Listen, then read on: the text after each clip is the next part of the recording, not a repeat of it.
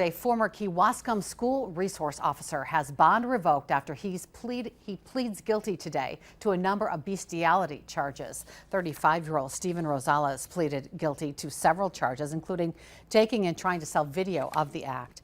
While looking through the phone, authorities found conversations that prompted the bestiality charges. As we've reported, Rosales originally pleaded not guilty to charges of having an inappropriate relationship with a student back in May. Prosecutors say Rosales and the high school student exchanged explicit photos and texts. In court today, he pleaded guilty to 3 of 5 charges he faced, with 2 other counts dismissed. He is expected to be back in court in about a month for a sentencing hearing.